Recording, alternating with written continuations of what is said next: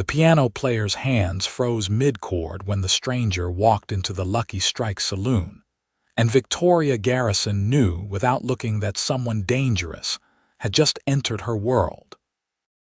It was August 1878 in North Platte, Nebraska, and the heat had driven most folks to seek refuge in the relative cool of the saloon. But this man brought a different kind of fire with him.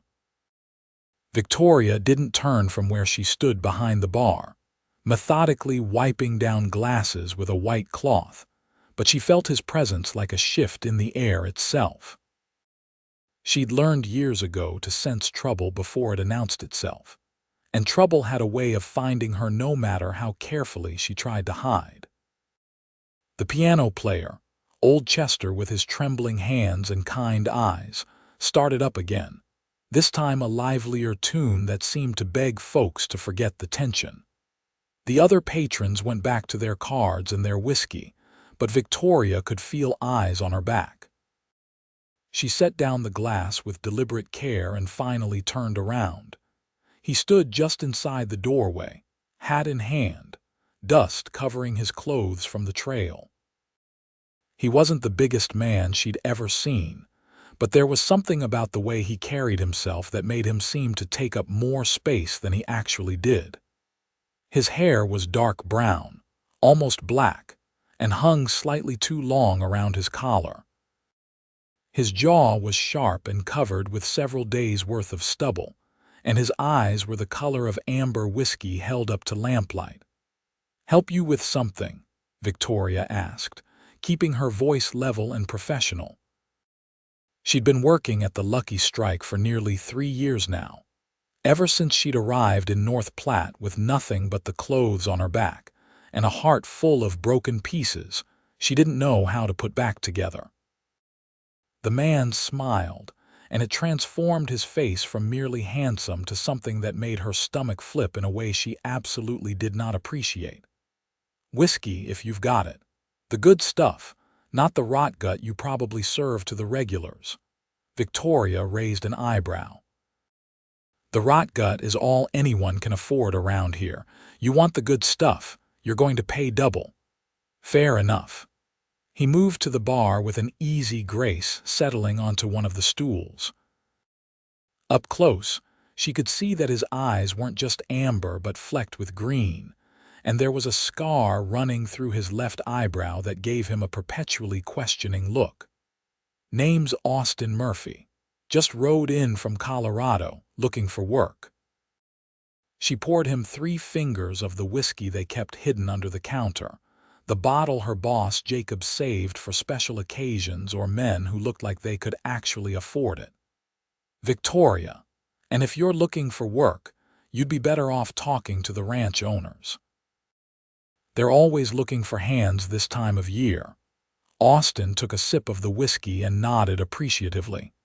"Maybe I will. But first, I thought I'd get to know the town a bit, see what kind of place North Platte is." "It's like any other town," Victoria said, turning away to arrange bottles that didn't need arranging. "Folks work, they drink, they sleep. Nothing special about it. You always this warm and welcoming to strangers." Despite herself, Victoria felt the corner of her mouth twitch. "Only the ones who criticize the whiskey before they've even tried it." Austin laughed, a genuine sound that seemed to surprise him as much as it did her. "Fair point. I apologize. This is actually the best whiskey I've had in 3 states." Before Victoria could respond, the saloon doors swung open again and Marcus Thornton strode in. Victoria's hands tightened on the bottle she was holding, her whole body going rigid. Marcus owned half the businesses in North Platte, including a stake in the Lucky Strike, and he'd made it clear more than once that he thought that stake should entitle him to certain privileges where Victoria was concerned. "Victoria, my dear," Marcus said, his voice carrying across the room. He was a big man, broad-shouldered and thick around the middle, with thinning blonde hair he tried to hide under expensive hats. "I've been looking for you. I have a proposition I'd like to discuss." "I'm working, Mr. Thornton," Victoria said quietly. She'd learned that keeping her voice soft and her eyes down sometimes made men like Marcus lose interest more quickly. "Oh, this won't take but a minute." Marcus reached the bar and leaned against it, deliberately invading her space.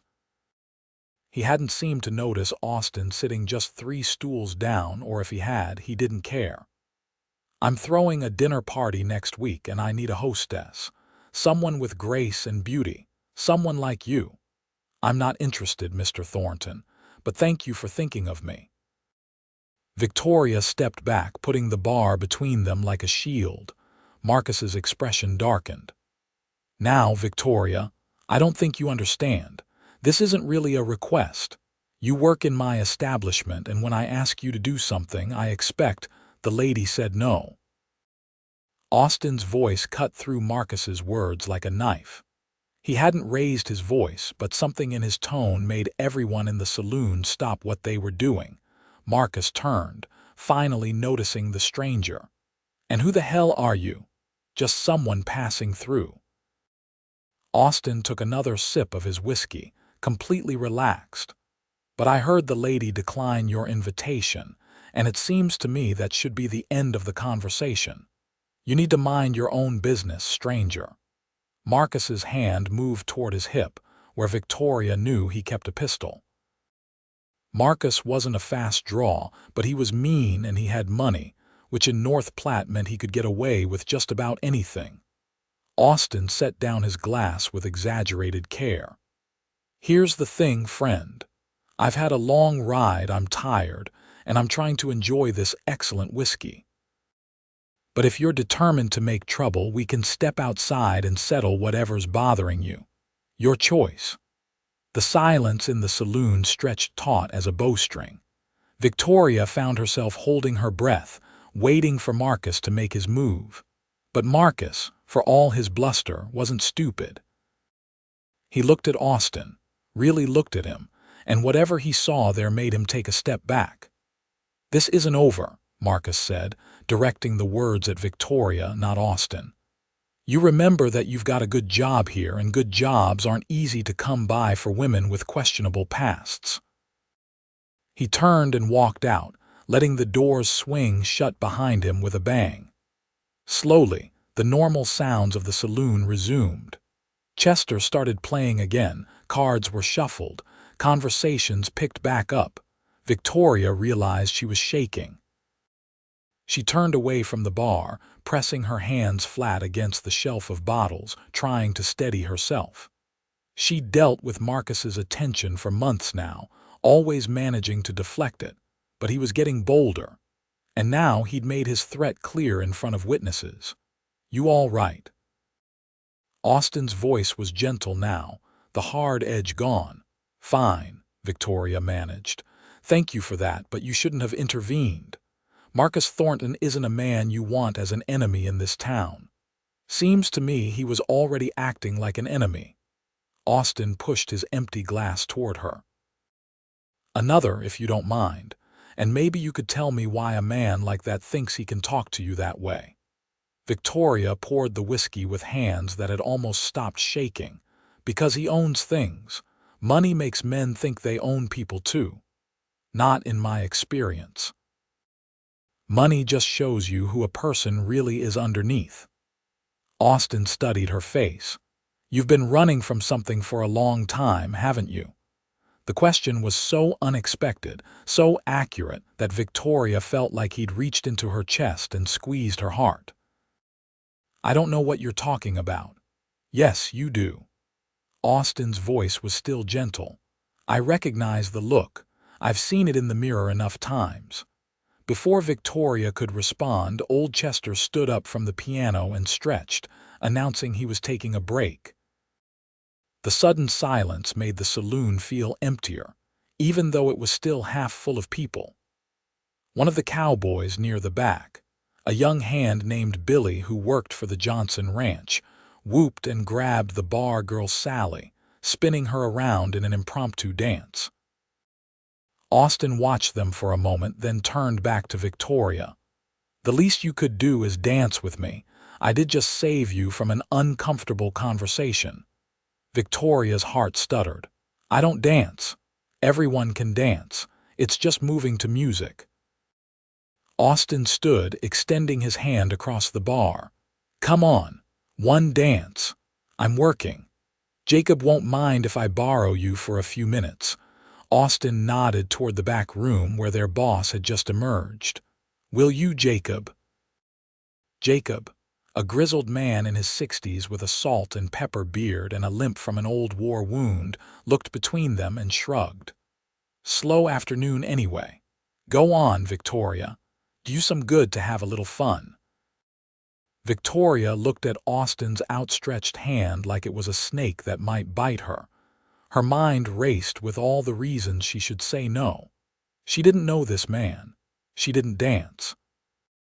She didn't let herself get close to people, especially not handsome strangers who had kind eyes and stood up to bullies on her behalf. But there was something in Austin's expression that made her hesitate. No expectation, no demand, just an invitation. Just a question she was free to answer however she wanted. I don't know how, she heard herself whisper, the words coming out before she could stop them. But even as she said it, she realized she wasn't talking about dancing at all. Austin's expression softened. Don't know how to what? Victoria felt heat rise in her cheeks. She hadn't meant to say it out loud, and now he was looking at her with those amber eyes that seemed to see too much. To trust, she finished quietly. I don't know how to trust. The noise of the saloon faded into background as Austin held her gaze. Slowly, he lowered his hand but didn't step back. That's all right. I'm not asking you to trust me. I'm just asking you to dance with me. And I promise if you step on my toes, I won't complain. Despite everything, despite the fear and the walls she'd built around herself, Victoria felt a small smile tug at her lips. Maybe it was the sincerity in his voice. Maybe it was the fact that he'd stood up to Marcus without being asked. Maybe it was just that she was tired of being afraid all the time. She untied her apron and came around the bar. One dance, and then you leave me alone. Deal. Austin took her hand, his palm warm and calloused against hers, and led her to the small, clear space near the piano. Someone started singing a slow ballad, and Austin pulled her close, one hand at her waist, the other holding hers gently. Victoria's first instinct was to pull away. She could feel the eyes of everyone in the saloon on them, could imagine what they were thinking. But Austin didn't seem to notice or care about the audience. He started to sway, moving them in a simple pattern that even she could follow. See, you're doing fine, he murmured. You're just a good leader, Victoria countered, but some of the tension had left her shoulders. So tell me, Victoria with the questionable past that Marcus so kindly mentioned, where are you from? The question should have made her freeze up, but something about the way he asked it, casual and curious rather than demanding, made her answer. Kansas. Little town called Cedar Ridge that you've never heard of. And what brought you to North Platte? A stagecoach, Victoria said dryly. Austin laughed. All right, fair enough. You don't have to tell me your life story, but answer me this at least. That Marcus fellow. Is he going to be a problem for you? He's been a problem for months, Victoria admitted, but I can handle it. I'm sure you can. You seem like someone who's used to handling things on her own. Austin spun her gently, and Victoria found herself moving with him without thinking about it. But maybe you don't always have to. I've been on my own for 3 years. I'm used to it. Being used to something doesn't mean it's good for you. Victoria looked up at him sharply. You don't know anything about me. I know you're scared. I know someone hurt you badly enough that you've built walls so high you can barely see over them. I know you work in a saloon in a town where men like Marcus think they can treat you however they want, and you take it because you think you don't have any other choice. Austin's voice was gentle but firm. And I know that you're one of the strongest people I've ever met because you're still standing despite all of that. Victoria felt tears prick at her eyes and blinked them back furiously. You can't know any of that from one conversation. Maybe not. But I'm a pretty good observer. The song was ending and Austin slowed their movement. Thank you for the dance, Victoria, and for the excellent whiskey. I meant what I said about leaving you alone if that's what you want, but I hope you'll let me buy you dinner sometime, just as friends. Nothing more unless you want it to be. He released her and stepped back, giving her space. Victoria felt simultaneously relieved and bereft at the loss of his warmth. I don't think that's a good idea. Think about it. I'll be in town for a while, working at the Johnson Ranch. Jacob can tell you how to reach me if you change your mind. Austin picked up his hat from the bar and settled it on his head. He left money for his drinks plus extra and tipped his hat to her. Have a good evening, Victoria. And then he was gone, the doors swinging shut behind him, leaving Victoria standing in the middle of the saloon floor with her heart racing and her mind spinning. Jacob limped over, wiping his hands on his apron. Interesting fellow. He's trouble, Victoria said, going back behind the bar. Maybe, or maybe he's exactly the opposite. Jacob gave her a knowing look. When was the last time you let yourself trust someone, girl? Trust gets you hurt, Victoria said shortly.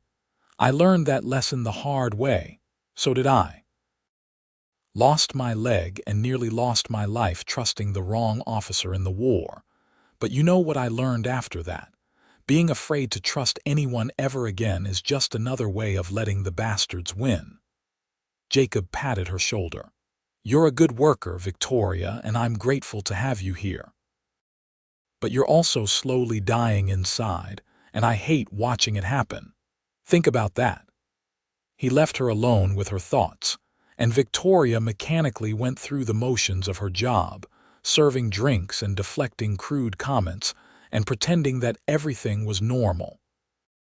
But her mind kept drifting back to Austin Murphy, to the warmth of his hand and the gentleness in his eyes, and the way he'd looked at her like she was worth something. That night, after her shift ended and she walked the 3 blocks to the boarding house where she rented a small room, Victoria lay in bed staring at the ceiling. She thought about Cedar Ridge and the life she'd left behind. She'd been 20 years old, engaged to a man named Thomas Hendricks who everyone in town had thought was wonderful. Thomas had been charming and handsome and attentive, right up until the moment they were married. Then he'd become controlling, jealous, and eventually violent. Victoria touched her ribs unconsciously, even though the bruises from her marriage had faded years ago. Thomas had convinced her that she was worthless, that no one would believe her if she told them what he did behind closed doors, that she was lucky he'd married her at all. She'd believed him, right up until the night he'd hit her so hard she'd lost consciousness. When she'd woken up, something inside her had finally broken free of his control. She'd waited until he'd left for work, packed a single bag, and taken every penny she'd managed to hide away over the months. She'd bought a ticket on the first stagecoach heading anywhere and ended up in North Platte. She'd never gone back, never tried to contact anyone from her old life. For all she knew, Thomas was still looking for her, and the thought of him finding her made her blood run cold. That was why she couldn't trust Austin Murphy, no matter how kind he seemed. Thomas had seemed kind too at first. Everyone had seemed trustworthy until they'd proven otherwise. Victoria had learned to rely on herself and only herself, because that was the only way to stay safe. But as she finally drifted off to sleep, her last thought was of amber eyes and a gentle smile, and the way Austin had asked her to dance as if it was the most natural thing in the world. The next few days passed in their usual routine. Victoria worked her shifts at the Lucky Strike, served drinks, deflected unwanted attention, and went home to her small room.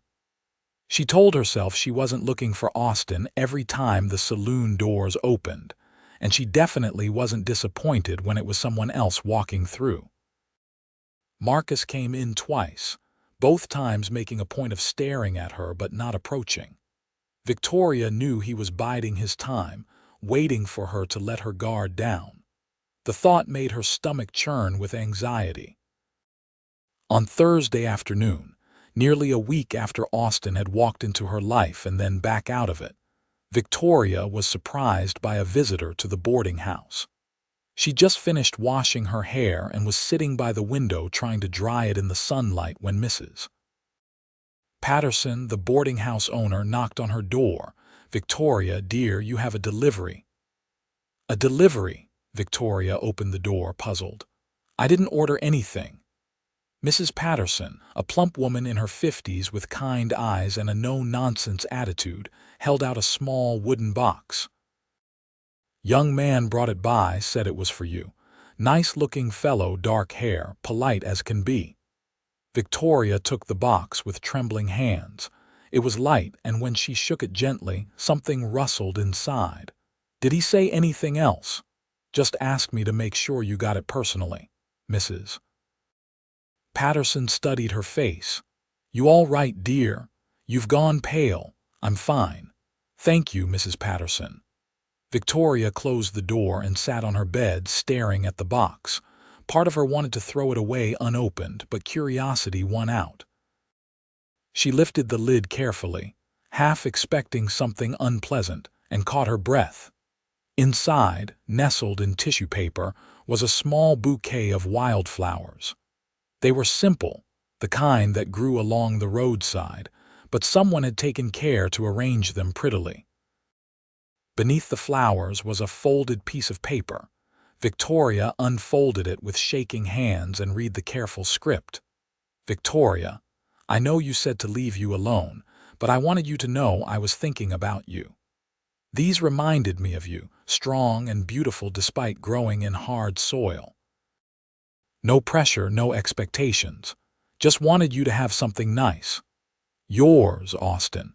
She read the note 3 times, then held it against her chest, feeling something warm and terrifying unfurl in her heart. No one had given her flowers since before she was married. Thomas had given her roses once at the beginning, but they'd had thorns that had pricked her fingers and later, she'd realized, served as a perfect metaphor for their entire relationship. These wildflowers were different. Simple, honest, with no hidden thorns. Victoria found herself standing before she'd consciously decided to move. She changed into her better dress, the blue one with tiny white flowers that she'd sewn herself, and brushed her hair until it shone. Then, before she could talk herself out of it, she asked Mrs. Patterson for directions to the Johnson Ranch. The walk took nearly an hour in the afternoon heat, but Victoria barely noticed. Her mind was racing with everything she wanted to say and everything she was afraid to say. What was she doing? She'd told Austin to leave her alone. She'd meant it when she said it. But somehow, in the past week, something had shifted inside her. The Johnson Ranch sprawled across several acres just outside town. Victoria could see cattle dotting the distant fields and several buildings clustered around a main house. As she approached, a man she recognized as Mr. Johnson himself came out to meet her. "Help you, miss."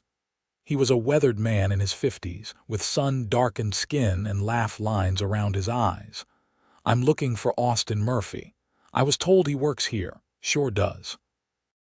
One of the best hands I've hired in years." Mr. Johnson pointed toward a large barn. "He's helping repair the fence on the north pasture. Head that way and you'll find him." Victoria thanked him and walked toward the barn, her heart pounding so hard she was sure everyone on the ranch could hear it. She found Austin exactly where Mr. Johnson had said, stripped down to his undershirt, his face and arms covered in a sheen of sweat as he hammered a fence post into place. He looked up as she approached, and the surprise on his face was almost comical. He set down his hammer and grabbed his shirt, pulling it on quickly. "Victoria, I didn't expect to see you here. I got your flowers." Victoria held up the box, which she'd brought with her without really thinking about it. "They're beautiful. I'm glad you like them." Austin walked closer, using his bandana to wipe the sweat from his face.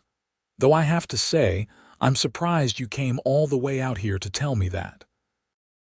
"I wanted to apologize." The words came out in a rush.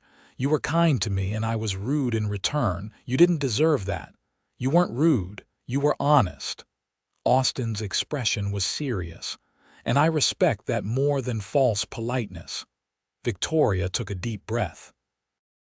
"I also wanted to take you up on your offer, for dinner, if it's still open." Austin's face broke into a smile that made her heart skip.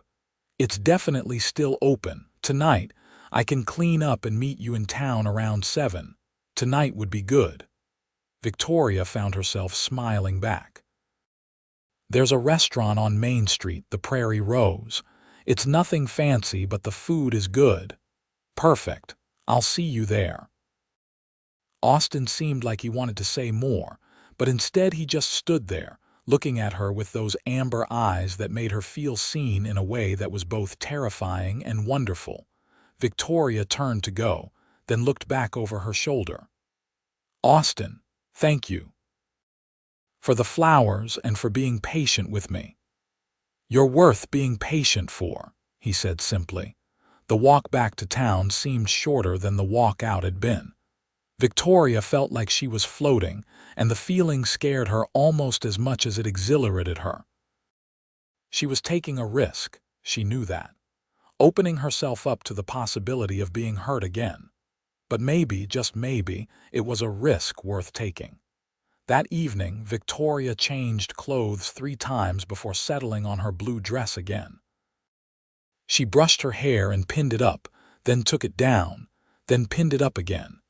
Mrs. Patterson caught her on her way out and gave her an approving nod. "You look lovely, dear. Have a good time." The Prairie Rose was a small establishment run by a widow named Helen Morris and her daughter Emma. It was one of the few respectable places in North Platte where a woman could eat without being bothered, which was why Victoria had suggested it. Austin was already there when she arrived, standing outside the entrance. He'd cleaned up well, wearing what looked like a new shirt and with his hair still damp from washing. He smiled when he saw her, that same warm smile that made her stomach flip. "You look beautiful," he said, offering his arm. "Thank you. You clean up pretty well yourself." Victoria took his arm, trying to ignore the way her pulse jumped at the contact. Inside, Helen seated them at a corner table with a checkered tablecloth and a small vase of flowers. The restaurant was about half full, mostly families and older couples. Victoria saw a few curious glances cast their way but chose to ignore them. "So," Austin said once they'd ordered, "tell me something about yourself, something real." Victoria took a sip of water, buying time. "What do you want to know? What made you leave Kansas?" The direct question should have made her shut down, but Victoria found herself wanting to answer. Maybe it was the genuine curiosity in his voice, or the way he looked at her without judgment, but the words came easier than she'd expected. "I was married. It was a mistake." She kept her voice low, mindful of the other diners. "My husband was not a good man. He hurt me, and I stayed longer than I should have because I thought I didn't have any other choice. But eventually, I realized that staying meant dying, either actually or just inside, and I left." Austin's jaw tightened. "He's the reason you don't trust. He's part of it. But it's more than that. Everyone in Cedar Ridge knew Thomas. They liked him. He was charming and successful and came from a good family. When I tried to tell people what he was really like, no one believed me. They thought I was being dramatic or ungrateful." Victoria looked down at her hands. "So I learned that the only person I could rely on was myself. I'm sorry that happened to you." Austin reached across the table and placed his hand over hers. The touch was light, easy to pull away from if she wanted to, but Victoria found she didn't want to. No one should have to go through that. "What about you?" Victoria asked, wanting to shift the focus away from her pain. "You said you recognized the look of someone running from something." "What are you running from?" Austin was quiet for a moment. Their food arrived, giving him time to think. When the server left, he spoke. "My father. He owned a ranch in Colorado, and he had very specific ideas about what I should do with my life. When I didn't fall in line, things got bad. He was a controlling man, wanted to dictate every aspect of my life. Who I worked for, who I spent time with, even who I should marry. So you left. 3 years ago. I was 23 and tired of living under his thumb. I've been moving from town to town ever since, taking work where I can find it." Austin took a bite of his food. "I keep thinking I'll find a place that feels like home, somewhere I can settle down. Haven't found it yet." "Maybe you will hear," Victoria said softly. "Maybe." Austin smiled at her. "It's starting to look more promising anyway." They ate and talked, the conversation flowing more easily than Victoria had expected. Austin told her about his travels, the places he'd seen and the people he'd met.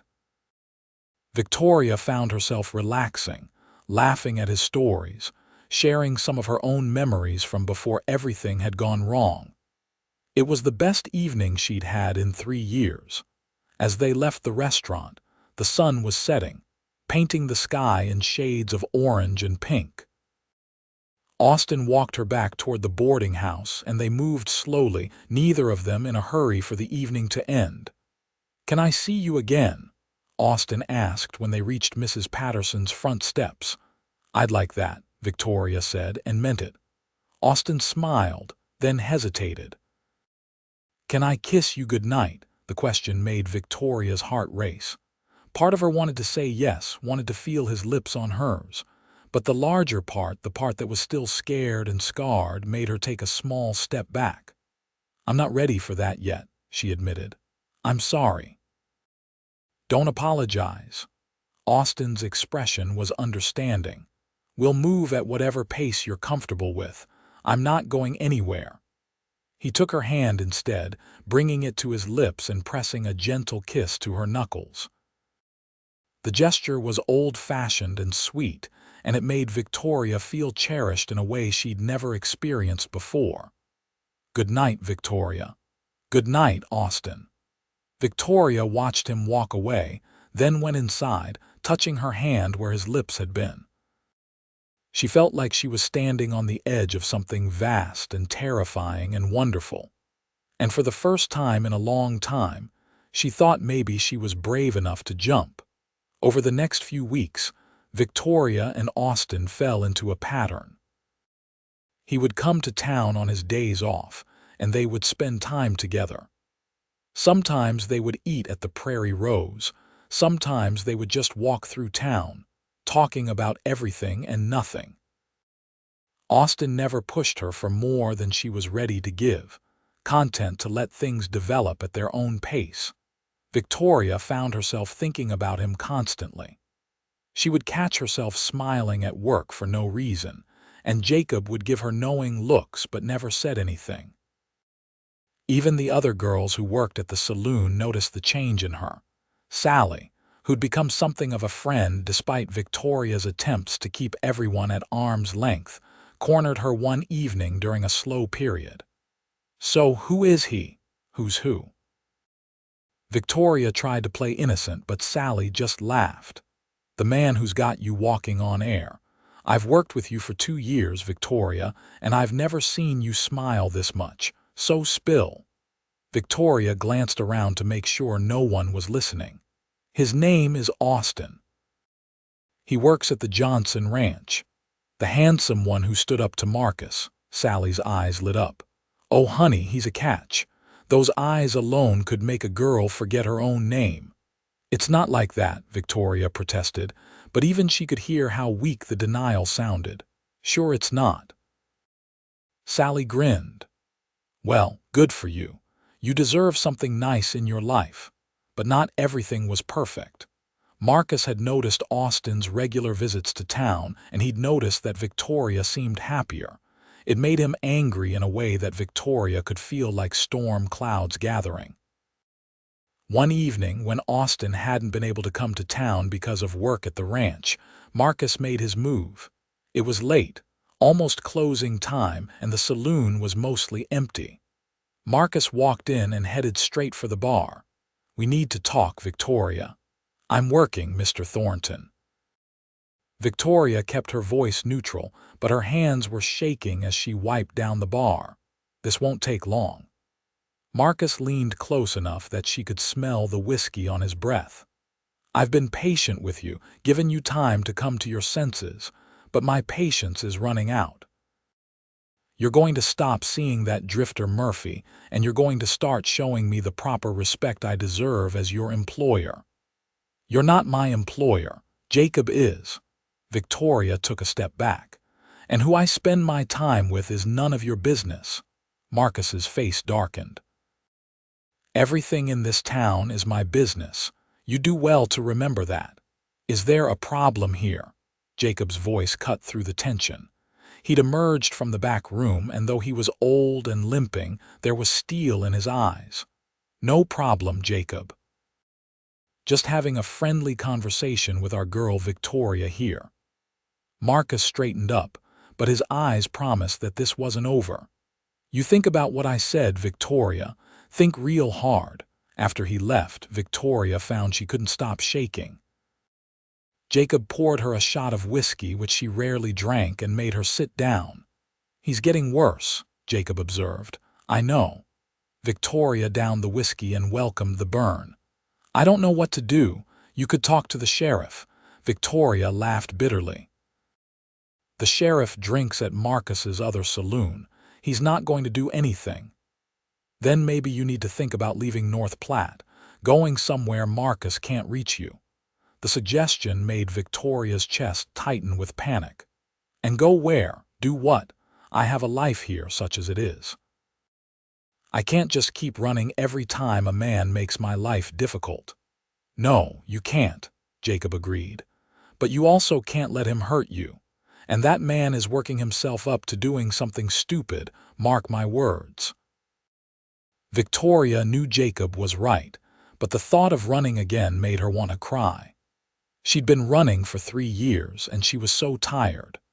Tired of being afraid, tired of looking over her shoulder, tired of not being able to put down roots. That night, she walked home in the darkness, jumping at shadows. When she reached the boarding house, she found Austin sitting on the front steps, waiting for her. "Austin, what are you doing here?" He stood, his face creased with concern. "Mr. Johnson let me off early. I wanted to see you, so I came into town. Mrs. Patterson said you were still at work, so I waited." He studied her face. "What's wrong? You look scared." Victoria felt something break inside her. All the fear and stress of the past weeks came pouring out, and before she knew it, she was telling Austin everything. About Marcus's threats, about the way he'd been escalating, about her fear that history was repeating itself. "I thought I'd gotten away," she said, tears streaming down her face. "I thought I'd left all of this behind in Kansas. But it followed me here, and I don't know how to make it stop." Austin pulled her into his arms, and for once, Victoria didn't resist. She let herself be held, let herself take comfort in his strength and warmth. "It's going to be okay," he murmured into her hair. "I won't let him hurt you. You can't make that promise. Marcus has money and power in this town. You're just a ranch hand. Maybe. But I'm a ranch hand who's pretty good with his fists, and who has absolutely no problem making an enemy of Marcus Thornton if it means keeping you safe." Austin pulled back enough to look into her eyes. "Victoria, I know you're scared of trusting people. I know you've been hurt and betrayed. But I need you to hear this. I care about you, more than I've cared about anyone in a long time, and I'm not going anywhere. You don't know me, not really." Victoria tried to pull away, but Austin held her gently. "I know enough." I know you're brave and strong and kind, even though the world hasn't given you much reason to be kind. I know you've survived things that would have broken other people. I know that when you smile, really smile, it's like the sun coming out. Austin brushed a tear from her cheek. And I know that I'm falling in love with you, and that scares me almost as much as trusting scares you. Victoria stared at him, her heart pounding so hard she thought it might burst. You can't love me. We've only known each other for a few weeks. My head knows that. My heart doesn't seem to care. Austin smiled sadly. I'm not asking you to say it back. I'm not asking you for anything except to let me be here for you. Let me help you. You don't have to face everything alone anymore. I don't know how to do that, Victoria whispered. Then learn. With me. We'll figure it out together. Austin took her hands in his. What do you say? Will you let me in, even just a little bit? Victoria looked at their joined hands, then up at his face. She saw sincerity there and kindness and something that looked an awful lot like love. And she realized that she was tired of being alone, tired of being scared, tired of letting her past dictate her future. Okay, she said softly. Okay. Austin's smile was like sunrise. He kissed her forehead, a gentle touch that made her feel safe and cherished. Thank you. Now, let's get you inside. It's late and you need to rest. That night, Victoria lay in bed thinking about Austin's words. He was falling in love with her. The thought should have terrified her, and part of it did. But another part, a part that had been buried for 3 years, felt something like hope. The next day was Sunday, Victoria's day off from the saloon. Austin came to town early, and they decided to take a picnic out by the river. Mrs. Patterson, who developed a soft spot for Austin, packed them a basket of food with a wink and a smile. They found a spot under a large cottonwood tree, the river flowing lazily nearby. It was a beautiful day, the kind that made Victoria remember why she'd fallen in love with Nebraska despite everything. The sky was endless and blue, and the sound of the water was soothing. Tell me about your dreams, Austin said as they ate. What do you want for your future? Victoria thought about it. It had been so long since she'd let herself dream about anything beyond just surviving. I used to want to be a teacher. Before I got married, I was studying to take the examination. I loved reading, loved the idea of helping children learn. What's stopping you from doing it now? I never took the examination. And even if I did, no school board would hire a woman with my history. A divorced woman or a woman who left her husband, depending on how you look at it. Either way, not respectable enough to teach children. That's not fair. No, it's not, but it's reality. Victoria plucked at the grass. What about you? What do you dream about? Having a place of my own. Not a big ranch like my father's, just a small spread where I can raise some horses, maybe some cattle, build a house with my own hands. Have a family. Austin looked at her meaningfully. Find someone to share it all with. That sounds nice, Victoria said softly. It could be more than nice. It could be real if we wanted it to be. Victoria's breath caught. Austin, we've only known each other a few weeks. I know. And I'm not saying we should rush into anything. But I want you to know that when I think about that future, about that house and that life, I see you in it. I see us together. Austin took her hand. I'm not my father, Victoria. I would never try to control you or hurt you. And I'm not your ex-husband. I would rather die than lay a hand on you in anger. How can you promise that? You don't know what you'll be like in a year or 5 years or 10. You're right, I can't predict the future. But I can tell you who I am now, and I can promise that I will work every day to be a man worthy of your trust. Austin squeezed her hand. I'm not asking you to marry me tomorrow, Victoria. I'm just asking you to consider the possibility that we could have a future together. A good one. Victoria wanted to believe him. She wanted it so badly it hurt. I want to, I just don't know if I can. That's okay, we have time. Austin smiled at her. Now, enough heavy talk. Let's enjoy this beautiful day. They spent the rest of the afternoon by the river, talking and laughing. Austin taught her how to skip stones, and she showed him the wildflowers that grew along the bank. It was peaceful and perfect, and for a few hours, Victoria let herself forget about Marcus Thornton and her past and all her fears. But reality came crashing back that evening. Victoria was getting ready for bed when Mrs. Patterson knocked on her door, her face pale with worry. "Victoria, there's a man downstairs asking for you. He says it's urgent." Victoria's heart sank. "What does he look like?" "Big fellow, expensive clothes. Says his name is Marcus Thornton." "Tell him I'm not available. I tried. He's refusing to leave." Mrs. Patterson twisted her hands together. "Should I send for the sheriff?" "No, that won't help. I'll come down." Victoria pulled on her dressing gown and followed Mrs. Patterson downstairs, her heart hammering. Marcus was standing in the boarding house parlor, looking out of place among the doilies and floral furniture. He turned when Victoria entered, and she could see he'd been drinking. "Victoria, finally, I need to talk to you." "It's late, Mr. Thornton."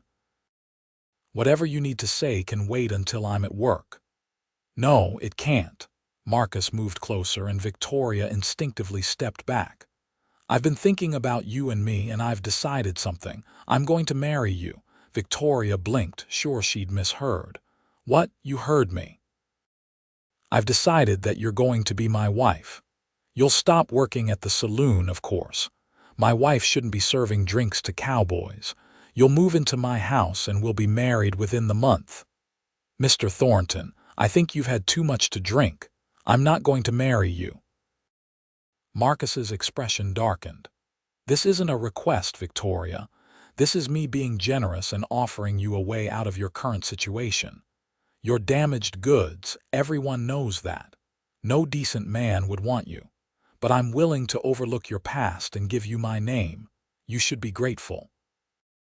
The words hit Victoria like a slap. They were almost exactly the words Thomas had used back when he'd been convincing her that she was worthless. For a moment, she felt herself shrinking, becoming small and powerless. But then she thought about Austin, about the way he looked at her like she was valuable and important. She thought about Jacob's faith in her, and Sally's friendship, and Mrs. Patterson's kindness. She thought about all the ways she'd survived and rebuilt herself over the past 3 years. And she realized that she wasn't powerless. She never had been. "Get out," Victoria said, her voice low and steady. "What?" I said. "Get out of this house and out of my life. I am not damaged goods, Mr. Thornton. I am a woman who has survived things you couldn't imagine, and I don't need you or your pity or your name. Now leave, before I make a scene that will have the whole town talking." Marcus's face flushed with rage. "You're making a big mistake, Victoria. I could ruin you in this town." "Then do it." "But you won't own me." Victoria stood her ground, even though her knees were shaking. "Mrs. Patterson, please show Mr. Thornton out." Mrs. Patterson, who'd been hovering in the doorway, straightened up and pointed toward the door. "You heard her. Out." For a moment, Victoria thought Marcus might refuse or, worse, become violent. But Mrs. Patterson picked up the fireplace poker, and something in her expression made it clear she knew how to use it. Marcus looked between them, then turned and stormed out, slamming the door behind him. As soon as he was gone, Victoria's legs gave out. She sank onto the nearest chair, shaking all over. Mrs. Patterson set down the poker and put a comforting hand on her shoulder. "You did good, dear. Real good. That was the bravest thing I've seen in a long time." "I need to tell Austin," Victoria said. "Marcus is going to make trouble. I need to warn him. It's too late to go to the ranch tonight, but you can send word first thing in the morning." Mrs. Patterson helped Victoria to her feet. "Come on, let's get you upstairs. You need to rest." But Victoria couldn't rest. She lay awake all night, her mind racing with possibilities. What would Marcus do? He'd threatened to ruin her, but what did that mean? Would he have her fired from the saloon? Would he spread lies about her around town? Or would he do something worse? The answer came the next morning. Victoria was getting dressed when she heard shouting from the street below. She rushed to the window and saw a crowd gathered outside the sheriff's office. With a sense of dread, she hurried downstairs and joined the crowd. Sheriff Baker, a portly man in his 50s who everyone knew was in Marcus's pocket, was posting notices on the board outside his office. Victoria pushed her way forward to read one, and her blood ran cold. Wanted: Austin Murphy for assault and attempted robbery. Last seen at Johnson Ranch. Reward offered for information leading to arrest. No, Victoria breathed. No, this can't be happening. It's happening, all right. The voice came from behind her, and Victoria turned to see Marcus standing there, a satisfied smile on his face. Your cowboy friend made the mistake of threatening me. That's a crime in this town. You're lying. Austin never threatened you. That's not what my witnesses say. I have 3 men willing to testify that Murphy attacked me and tried to rob me yesterday evening. Marcus leaned close enough that only Victoria could hear. You should have taken my offer, Victoria. Now your boyfriend is going to hang for a crime he didn't commit, and it's all your fault. You can't do this. The law won't allow it. Marcus gestured to the sheriff, who was watching them with disinterest. The law is whatever I say it is in this town. Now, if you want to help Murphy, there's one way to do it. Agree to marry me and I'll make all of this go away. Refuse and he hangs. Victoria felt like the ground was tilting beneath her feet. This couldn't be happening. She'd finally started to trust someone, finally started to believe that she could have something good in her life, and now it was all being ripped away. I need time to think, she managed to say. You have until tonight. Come to my house before sunset and give me your answer. Otherwise, I'm sending men to the Johnson Ranch to arrest Murphy. Marcus tipped his hat to her mockingly. Choose wisely, Victoria. He walked away, leaving Victoria standing in the crowd, her world falling apart around her. She made her way back to the boarding house in a daze, her mind refusing to process what had just happened. Mrs. Patterson took one look at her face and pulled her inside. What's wrong? What happened? Victoria told her everything, the words tumbling out in a rush. When she finished, Mrs. Patterson's face was grim. That man is evil, pure evil. She shook her head. But what are you going to do? You can't marry him, Victoria. That would be condemning yourself to a lifetime of misery. But if I don't, Austin will die. Victoria buried her face in her hands. I can't let that happen, not because of me. There has to be another way. Mrs. Patterson paced the parlor. What if you warned Austin? He could leave town, run before they can arrest him, and spend the rest of his life as a wanted man, never being able to settle down or use his own name. That's not living. Victoria raised her head. No, I have to go to Marcus. I have to accept his offer. You can't, Mrs. Patterson said urgently. Victoria, I've known women who married men like Marcus Thornton. It never ends well. He'll use you up and throw you away and probably hurt you in the process. I know. But what choice do I have? Victoria spent the rest of the day in her room, staring at the walls and trying to figure out a way out of this nightmare. She thought about running, taking Austin with her and fleeing North Platte. But where would they go? Marcus had money and connections. He could spread those wanted posters across the whole territory. They'd never be safe.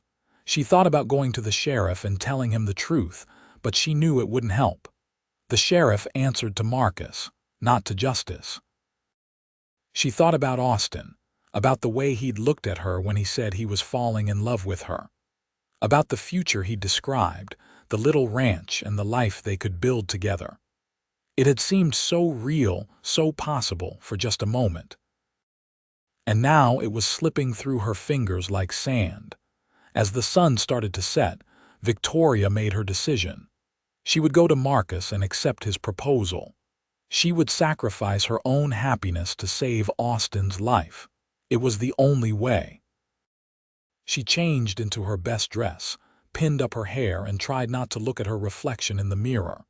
She couldn't bear to see the defeat in her own eyes. Mrs. Patterson tried one last time to talk her out of it. "Please, dear, don't do this. There has to be another way." "There isn't." "Take care of yourself, Mrs. Patterson. Thank you for being kind to me." Victoria hugged the older woman, then walked out into the evening. Marcus's house was on the edge of town, a large two-story structure that announced his wealth to everyone who saw it. Victoria walked up the front path, each step feeling like a mile. She raised her hand to knock on the door. "Victoria, don't—" She spun around to see Austin running toward her, his face flushed and his eyes wild. "Austin, what are you doing here? You need to leave town." "Marcus has put out a warrant for your arrest." "I know. Mr. Johnson told me about it this afternoon. He rode out to warn me." Austin grabbed her shoulders. "Victoria, you can't go in there. You can't marry that man. I have to. It's the only way to save you." "No, it's not. We can leave together. Right now, I have a horse. We can ride out tonight and be miles away by morning. And then what? You'll be a wanted man for the rest of your life. You'll never be able to have that ranch you dream about or the life you want. I won't let you give that up for me." "Victoria, listen to me." Austin cupped her face in his hands. "I don't care about the ranch. I don't care about any of it if I can't have it with you. We can go somewhere far away, somewhere Marcus's reach doesn't extend. We can start over with new names, new lives. That's not living. That's just running, and I'm tired of running." Victoria felt tears streaming down her face. "I can't let you throw your life away for me. I'm not worth it." "Yes, you are. Victoria, you're worth everything." Austin pulled her close. "I love you. I know you're scared to hear it, scared to believe it, but it's true. I love you more than I've ever loved anyone, and I'm not going to let you sacrifice yourself for me." "I love you too," Victoria whispered, the words escaping before she could stop them. "That's why I have to do this." "No." Austin's voice was fierce. "No, you don't. Love doesn't mean giving yourself up. It means fighting for each other, and that's what we're going to do together." "How? Marcus owns this town. We can't fight him." "Maybe we can't, but we can fight for each other, and that's enough." Austin took her hand. "Come on. We're leaving right now." Before Victoria could respond, the door behind her opened. Marcus stood in the doorway, and he was holding a gun. "How touching," he said coldly. "But I'm afraid neither of you is going anywhere. Murphy, you're under arrest. And Victoria, you're going to watch him hang unless you agree to marry me right now." Austin moved, putting himself between Victoria and the gun. "Put that down, Thornton. This has gone far enough. It'll be far enough when I say it is. I always get what I want, and I want her." Marcus gestured with the gun. "Now, Victoria, what's it going to be? Your freedom or his life?" Victoria's mind raced. She couldn't let Austin die, but she couldn't condemn herself to a life with Marcus either. There had to be a third option, had to be some way out of this. And then she realized there was. "All right," she said steadily. "I'll marry you, Marcus, but first, I need you to tear up that wanted poster and promise that Austin will be allowed to leave town safely." "Victoria, no," Austin protested, but she squeezed his hand to silence him. "I'll do it," Marcus agreed. "But Murphy leaves tonight. I don't want him anywhere near you after we're married." "Fine. Now put the gun down. You don't need it. I'm agreeing to your terms." Marcus lowered the gun slightly, a triumphant smile spreading across his face. "I knew you'd see reason eventually. You're making the right choice, Victoria." "Am I?" Victoria took a step forward, her heart pounding. because it seems to me that a man who has to threaten and coerce a woman into marrying him isn't much of a man at all. Marcus's expression darkened. Careful, Victoria. You're in no position to insult me. I'm in exactly the position to insult you, because here's what's going to happen. You're going to tear up that wanted poster, and you're going to go to the sheriff and tell him you made a mistake. You're going to let Austin leave town in peace. Or what? You'll refuse to marry me. We've already established that's not an option. Or I'll tell everyone in North Platte the truth about what kind of man you really are. I'll tell them about how you've been harassing me for months. I'll tell them about how you trumped up false charges against an innocent man. I'll tell them about every dirty, underhanded thing you've ever done. Victoria's voice was steady and strong. You might have the sheriff in your pocket, Marcus, but you don't have the whole town. And once people start talking, once they start looking at you differently, your power will crumble. You think anyone will believe you? A woman with your past, maybe they will, maybe they won't, but the doubt will be there. Every time you walk down the street, every time you conduct business, people will wonder, is he really who he says he is? Can we trust him? Victoria took another step forward, and that doubt will eat away at everything you've built. Marcus stared at her, the gun wavering in his hand. You're bluffing. Try me. Victoria held his gaze. I've already lost everything once, Marcus. I'm not afraid to do it again. The question is, are you willing to risk everything you have? The silence stretched taut as a bowstring. Victoria could hear her heartbeat thundering in her ears, could feel Austin tense behind her, ready to move if Marcus so much as twitched. Finally, Marcus lowered the gun completely. Fine. Take him and go, but you're both leaving North Platte tonight. If I ever see either of you again, all bets are off. That's fair, Victoria said, relief flooding through her. Victoria, wait. Austin touched her arm. You're giving up everything. Your job, your home. I'm not giving up anything that matters, Victoria said, looking up at him. Everything that matters is standing right here. Marcus made a disgusted noise. How touching. Now get out of my sight, both of you, before I change my mind. They didn't need to be told twice. Austin took Victoria's hand, and they ran from Marcus's house into the darkening evening. They didn't stop running until they reached the livery stable where Austin had left his horse. We need to go back to the boarding house, Victoria said, breathless. I need to get my things. There's no time. Marcus might change his mind. Austin was already saddling his horse, a sturdy bay gelding. We need to leave now. But everything I own is there. Then we'll buy new things. Victoria, none of that matters. What matters is getting you away from here safely. Austin finished with the saddle and turned to her. Trust me, please. Victoria looked into his eyes and saw only love and sincerity. She thought about her little room at the boarding house, about the few dresses and books she'd accumulated over the past 3 years. They were just things.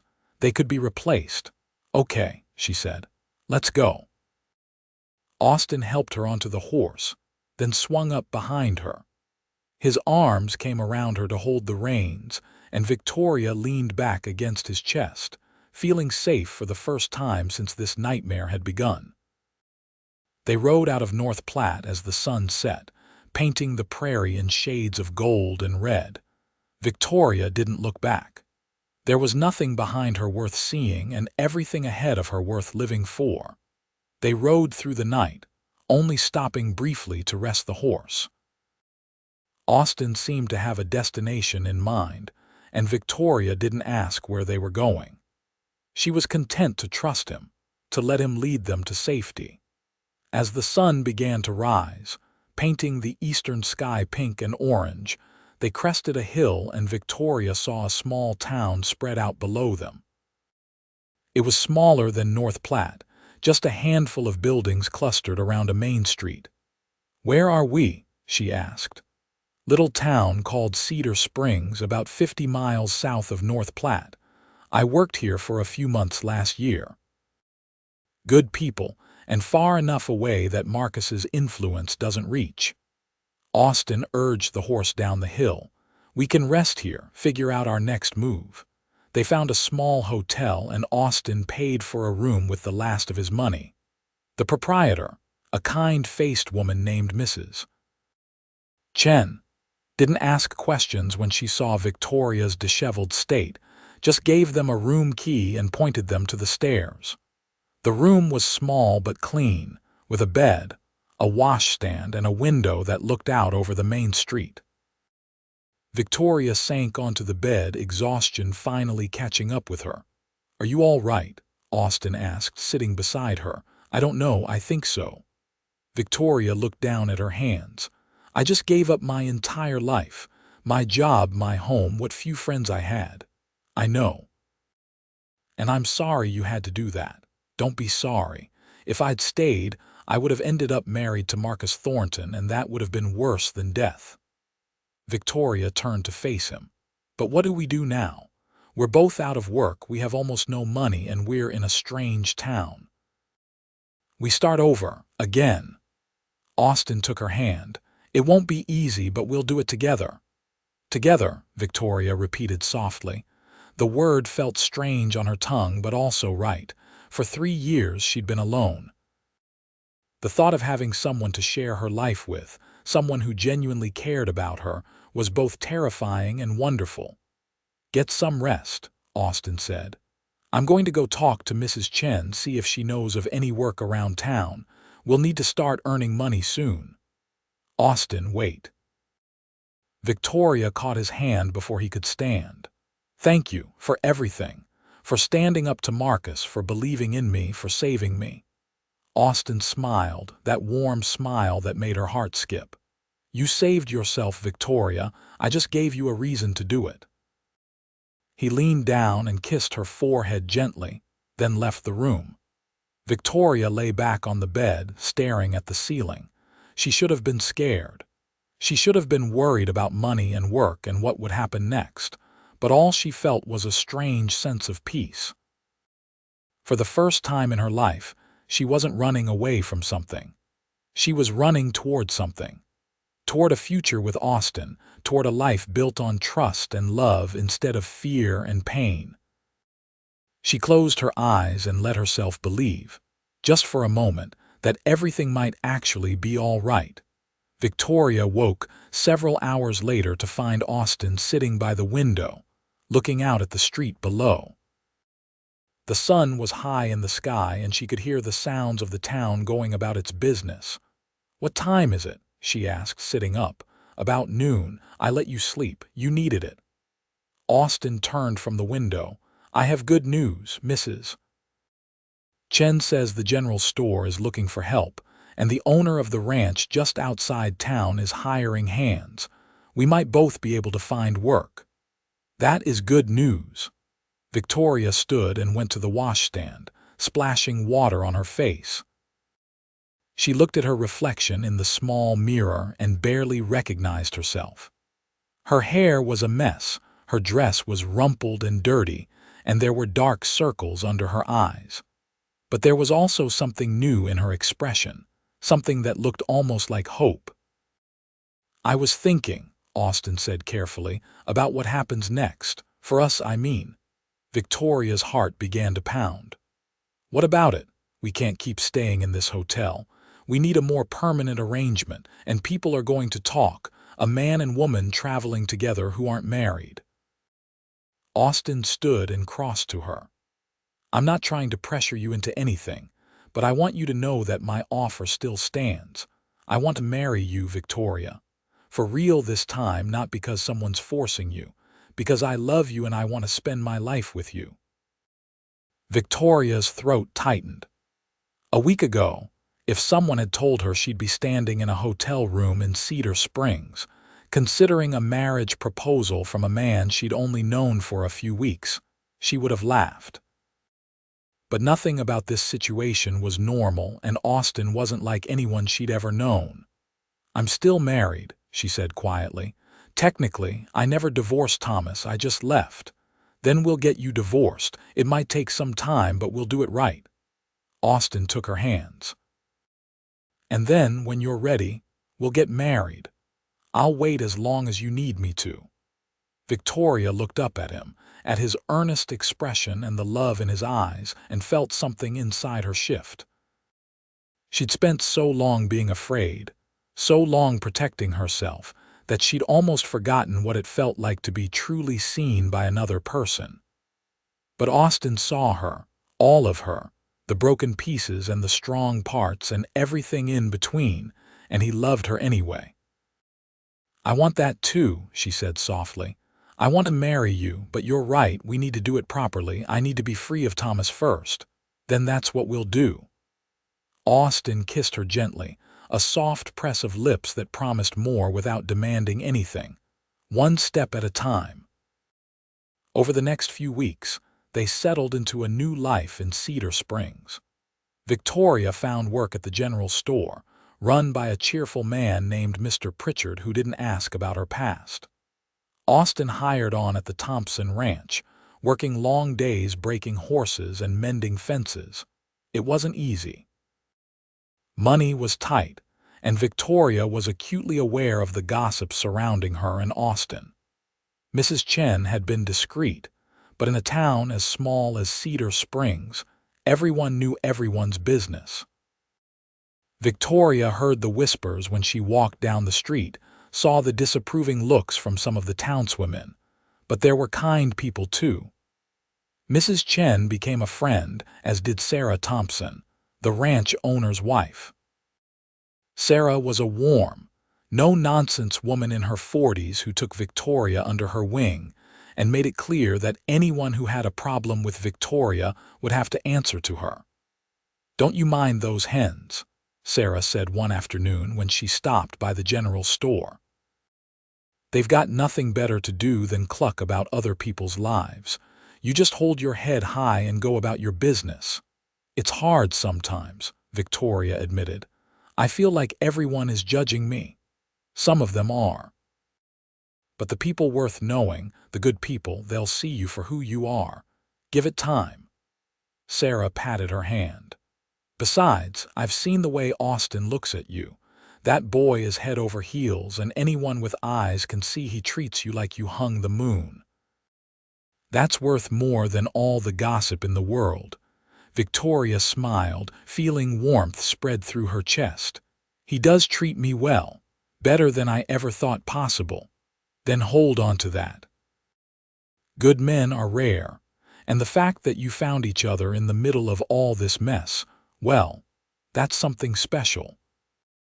Austin came to town every evening after work, and they would have dinner at the small restaurant next to the hotel. Or sometimes they would just walk through the streets, talking about their days.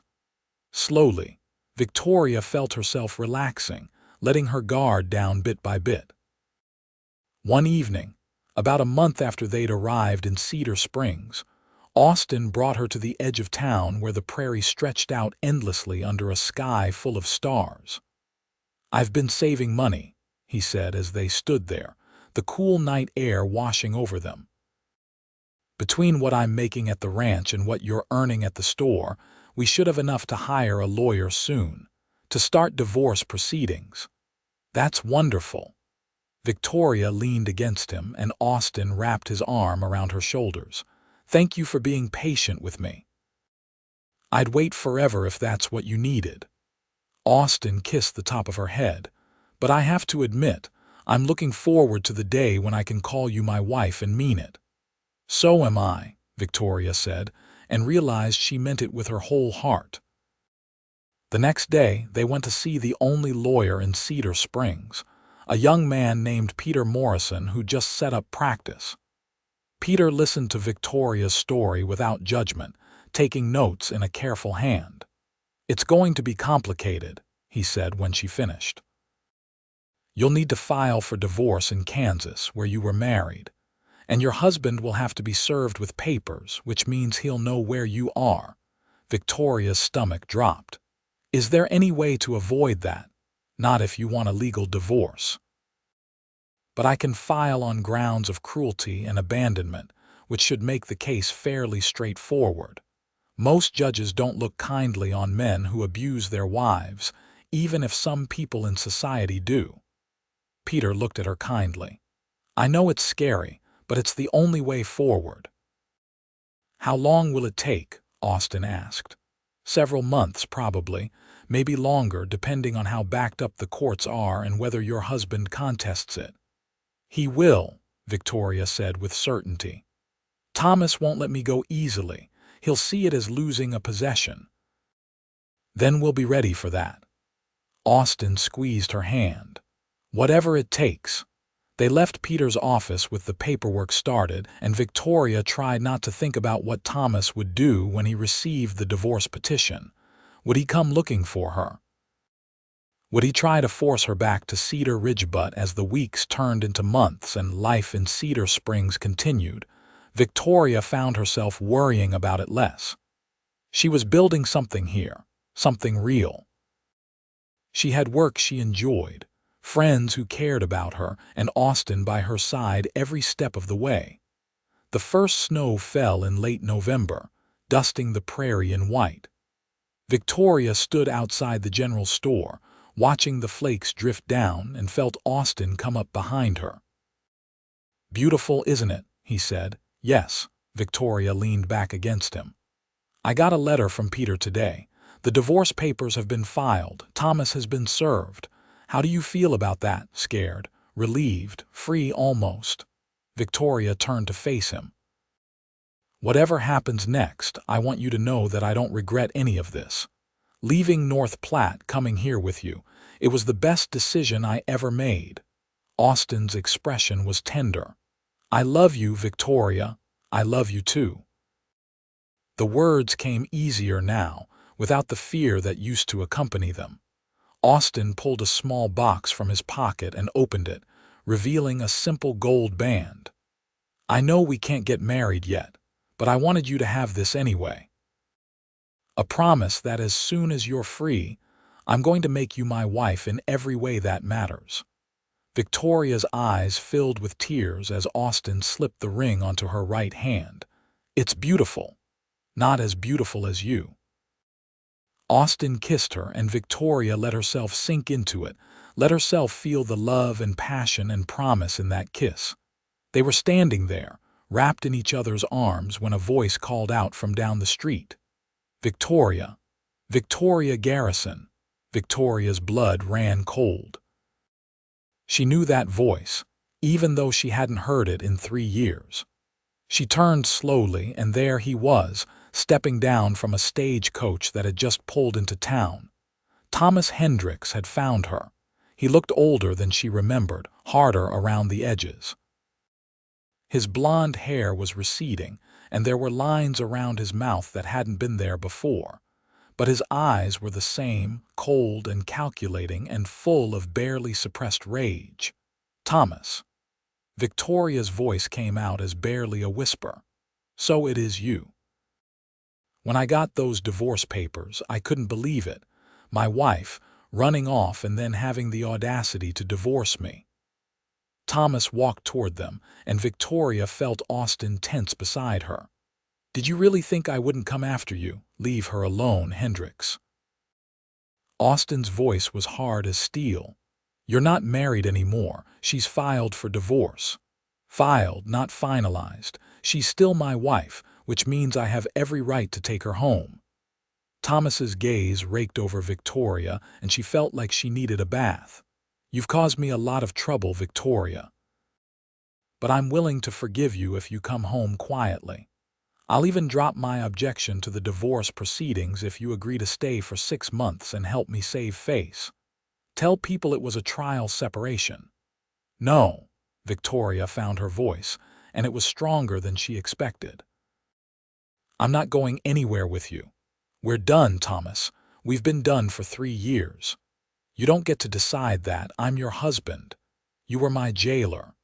You beat me and belittled me and made me think I was worthless, but you were wrong. I'm not worthless, and I'm not going back to that life.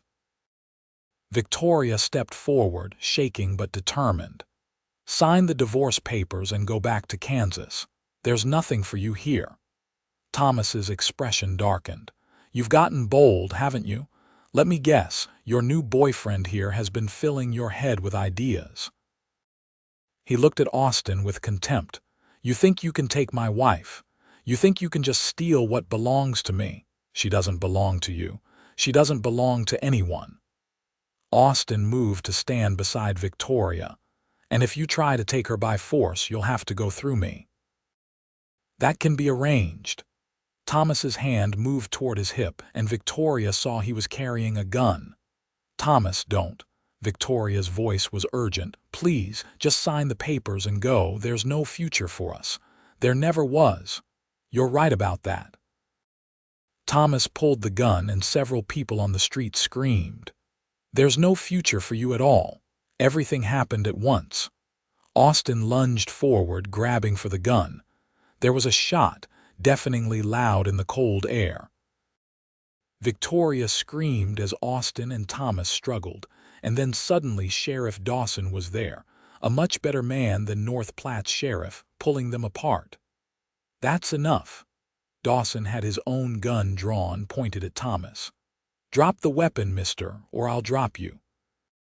Thomas looked around, seeming to realize for the first time that half the town was watching, including several men who'd drawn their own weapons. Slowly, he let the gun fall to the ground. This man attacked me, Thomas said, trying to regain control. I want him arrested. I saw the whole thing from my office, Sheriff Dawson said coldly. You drew first. You're the one under arrest. Attempted murder, assault with a deadly weapon, and disturbing the peace ought to do it. You can't arrest me. I'm a respected businessman.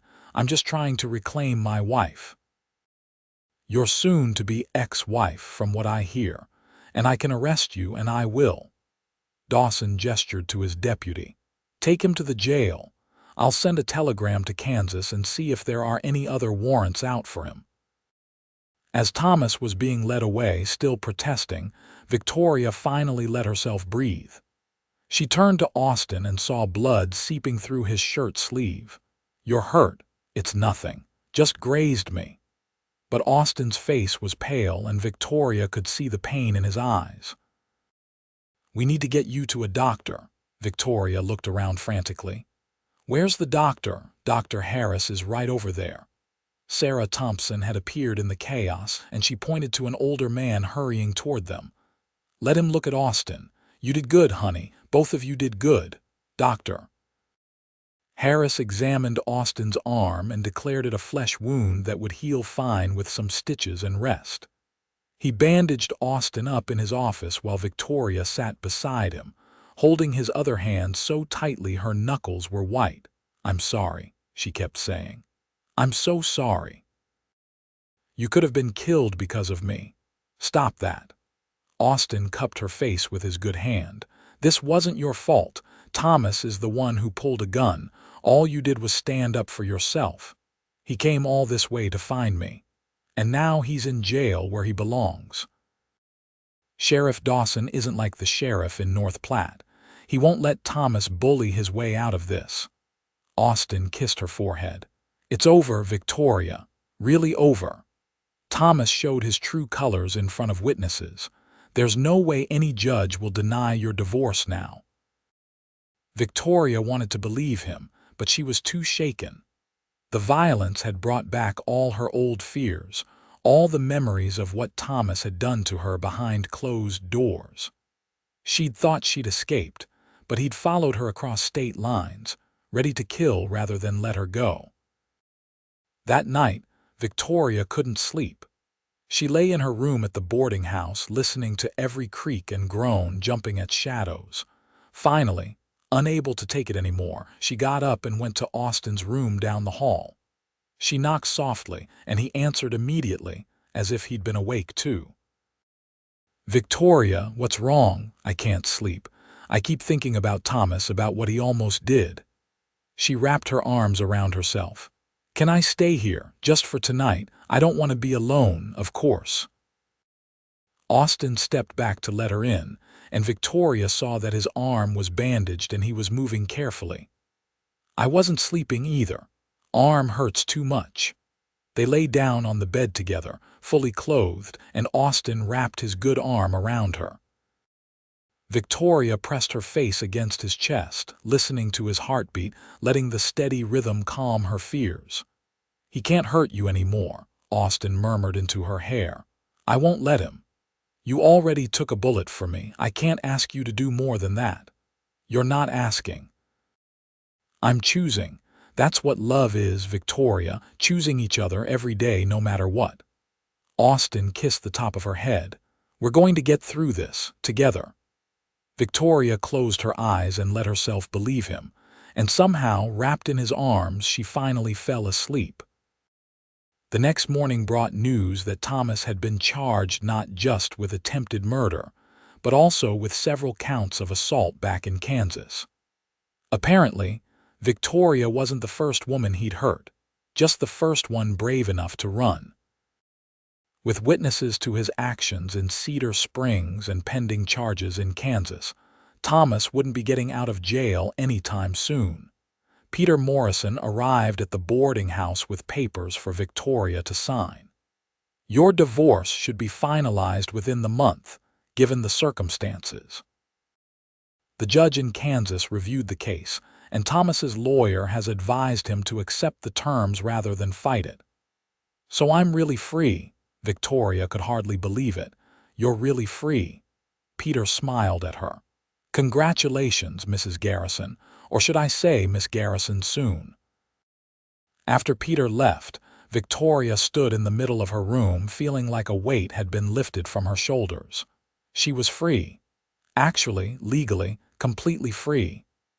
Thomas would go to prison, and she would never have to see him again. She could start over, really start over, without the past hanging over her head. Austin recovered quickly from his wound, though he carried his arm in a sling for several weeks. He continued working at the ranch, and Victoria continued at the general store, and life in Cedar Springs went on. But now there was a lightness to everything, a sense of possibility that hadn't been there before. The divorce was finalized on a cold day in January 1879. Victoria received the papers in the mail and read them 3 times to make sure they were real.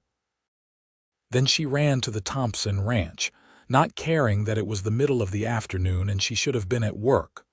Austin was in the barn, mucking out stalls when she burst in. He looked up in surprise, then saw her face and broke into a huge smile. "It's done," he asked. "It's done. I'm divorced. I'm free." Victoria threw herself into his arms and Austin caught her, spinning her around despite the fact that he was covered in dirt and straw. "Marry me," he said when he set her down. "Right now, today. I don't want to wait another minute." Victoria laughed, feeling lighter than air. "We can't get married today. We need a license and a minister. Then tomorrow, or the day after, as soon as humanly possible." Austin cupped her face in his hands. "I love you, Victoria. I want to spend the rest of my life showing you what real love looks like, what real partnership looks like. Will you marry me?" "Yes," Victoria said, tears streaming down her face. "Yes, yes, yes." They were married 3 days later in a simple ceremony at the church in Cedar Springs. Sarah Thompson stood up as Victoria's witness, and Mr. Thompson stood for Austin. Mrs. Chen and Peter Morrison and half the town showed up to watch, and even Mr. Pritchard closed the general store for the afternoon, so he could attend. Victoria wore a new dress that Sarah had helped her sew, pale blue with white lace at the collar and cuffs. She didn't have any family present, but looking around at the smiling faces of the people who'd welcomed her and Austin into their community, she realized that she'd found something better than family. She'd found home. Austin looked handsome in his best suit, his eyes shining with love as he said his vows. When the minister pronounced them husband and wife, Austin kissed her so sweetly that Victoria felt her heart might burst. They had a small reception at the hotel, with cake that Mrs. Chen had baked and dancing to music provided by several of the ranch hands with fiddles and guitars. Victoria danced with Austin, remembering that first night in the Lucky Strike Saloon when he'd asked her to dance, and she'd whispered that she didn't know how to trust. "What are you thinking about?" Austin asked, holding her close as they swayed to the music. "About how far we've come. About how scared I was that first night and how you were patient with me." Victoria looked up at him. "About how glad I am that I took a chance on you." "I'm the one who's glad," Austin said. "You're the bravest person I know, Victoria, and I'm going to spend every day of my life making sure you know how loved you are." True to his word, Austin had been saving money for a place of their own. A month after the wedding, they bought a small piece of land just outside Cedar Springs, 20 acres with a creek running through it and rich grassland perfect for horses. They lived in a tent while Austin built them a house, a small but sturdy structure with 2 rooms and a porch that faced the sunrise. Victoria planted a garden in the spring, and Austin started building up a herd of horses to break and train. It was hard work, harder than anything Victoria had ever done, but it was good work. Work that mattered, work that was building something real and lasting. Sarah Thompson became like a mother to Victoria, teaching her how to preserve food and manage a household. Mrs. Chen remained a close friend, often riding out to visit and bringing treats from town. Even Mr. Pritchard helped out, extending Victoria credit at the store until their first horse sale went through. Life wasn't perfect. There were hard days when money was tight and the work seemed endless. There were nights when Victoria woke from nightmares about Thomas, and Austin would hold her until she fell back asleep. There were times when Austin's father sent letters trying to guilt him into coming back to Colorado, and Austin would be quiet and withdrawn for days after. But through it all, they had each other. And Victoria learned that trust wasn't something you either had or didn't have. It was something you built, day by day, moment by moment, through shared struggles and shared joys. 2 years after their wedding, in the spring of 1881, Victoria gave birth to their first child. The labor was long and difficult, with Dr. Harris and Sarah both attending, but when Victoria finally held her son in her arms, she knew it had all been worth it. "He's perfect," Austin said, his voice choked with emotion as he looked at their baby. "He looks just like you." "He has your eyes," Victoria countered, touching the baby's tiny hand. "What should we name him?" They discussed names for months, unable to agree. But looking at their son now, Victoria knew exactly what his name should be. "Daniel," she said. "It means God is my judge. I think that's appropriate." "Daniel Murphy." Austin tried it out and smiled. "I like it. Welcome to the world, Daniel." Victoria looked at her husband and son, at the little house Austin had built with his own hands, at the life they'd created together against all odds, and felt a peace settle over her that she'd never experienced before. She'd spent so many years running, so many years afraid to trust anyone or anything. But she'd learned that trust wasn't about never being scared. It was about being scared and choosing to love anyway. It was about taking risks and building something real, one day at a time, one moment at a time. She'd learned how to trust again, and in doing so, she'd found everything she'd ever wanted. Daniel grew quickly, a bright and happy child who loved the horses almost as much as his father did. When he was 2, Victoria discovered she was pregnant again, and this time she gave birth to a daughter they named Emma, after the daughter of Helen Morris, who ran the Prairie Roseback in North Platte, the restaurant where Victoria and Austin had their first real date. The years passed in a blur of joy and hard work.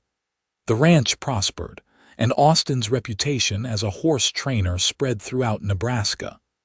They hired help, first one hand and then 2, and built a proper barn and corral.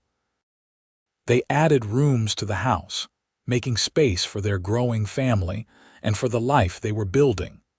Victoria sometimes thought about her life in North Platte, about the scared woman who'd served drinks at the Lucky Strike and jumped at shadows. That woman felt like a stranger now, someone from a different lifetime.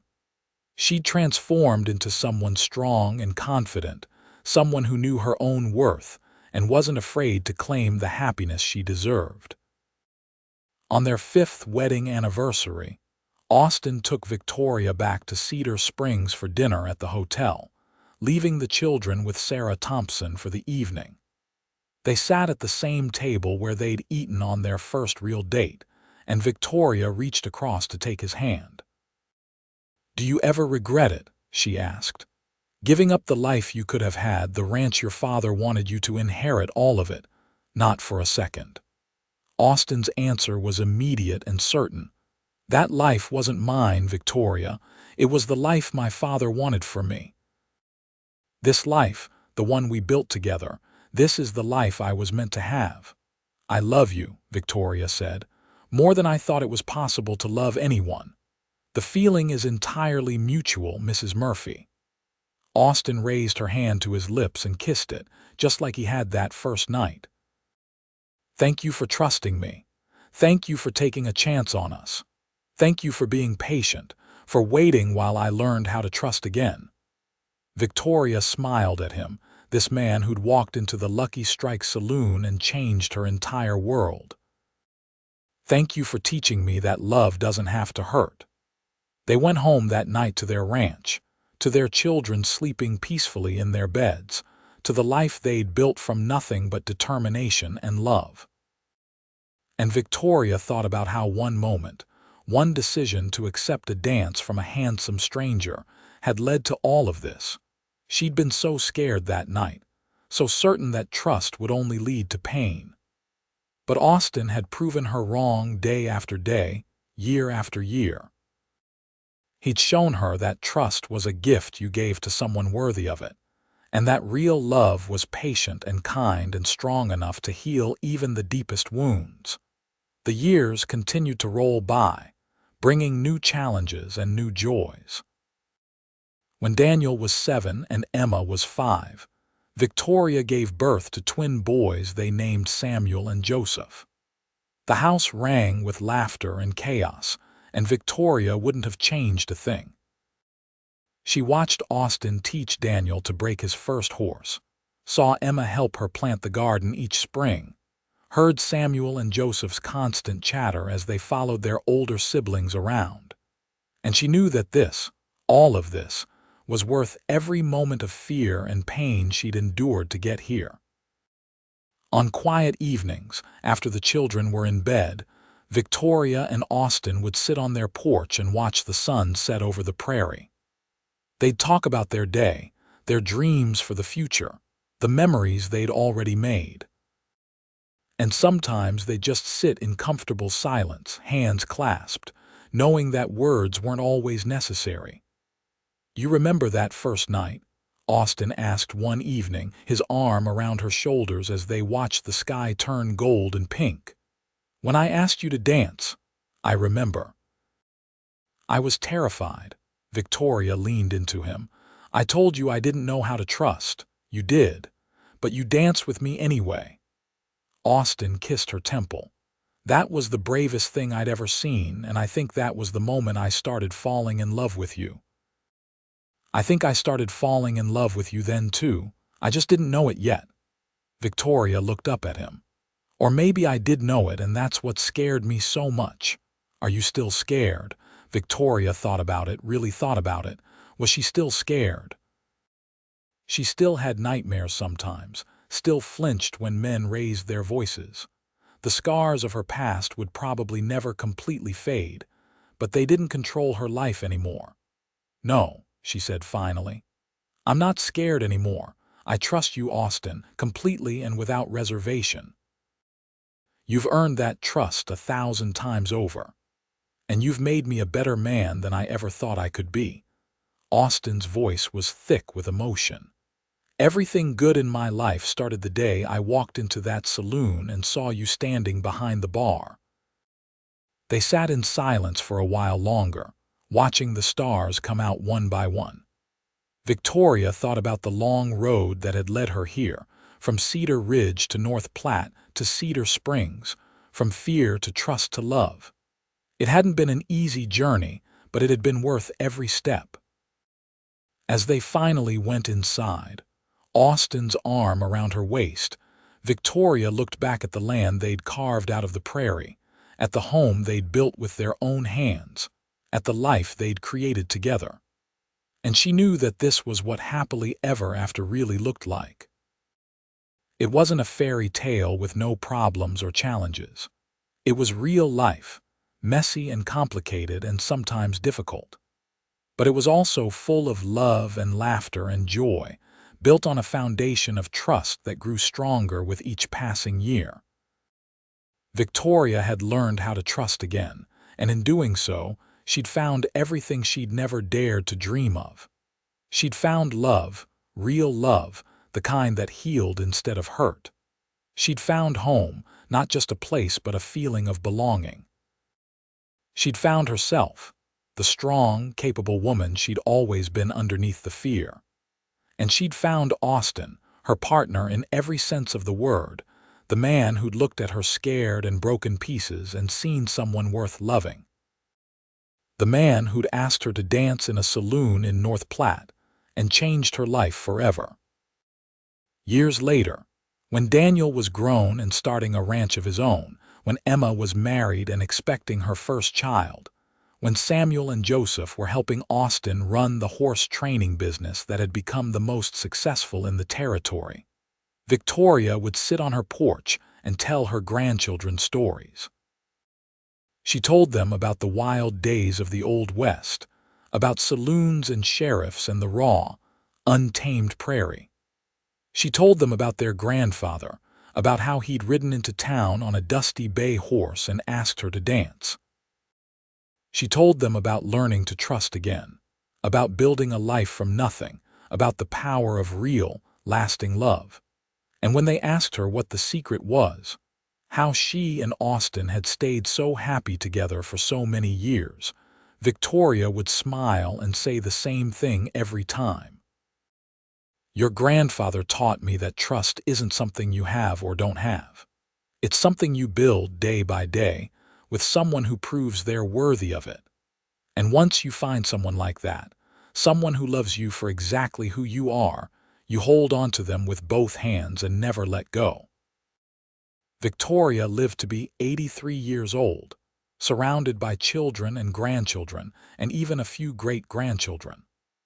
Austin was by her side until the very end, his hand in hers just like it had been that first night when he'd led her onto the dance floor of the Lucky Strike Saloon. On her last day, as she lay in the bed Austin had built for them all those years ago, she looked at her husband's aged face and saw the same amber eyes that had captivated her when she was 23 and scared, and certain she'd never trust anyone again. "Thank you," she whispered, her voice weak but her heart strong. "Thank you for asking me to dance." "Thank you for saying yes," Austin replied, tears streaming down his weathered cheeks. "Thank you for trusting me.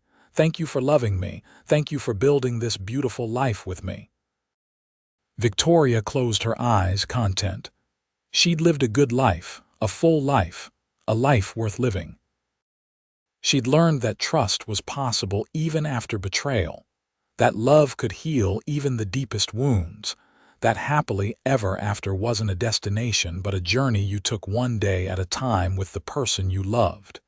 She'd learned how to dance again, both literally and metaphorically. And she'd spent 57 years dancing through life with Austin by her side, her hand in his, their hearts beating in time. That was her legacy, not just to her children and grandchildren, but to anyone who'd ever been hurt and scared and certain they'd never trust again. It was possible. Love was possible. Happiness was possible. You just had to be brave enough to take someone's hand when they asked you to dance, brave enough to whisper your fears and let someone prove they could be trusted. Victoria Murphy had learned that lesson well, and she'd lived it every day of her life. And as she took her last breath, Austin's hand in hers and their family gathered around, she knew that every moment of fear had been worth it to find this love, this life, this perfect, imperfect, beautiful happily ever after. The end.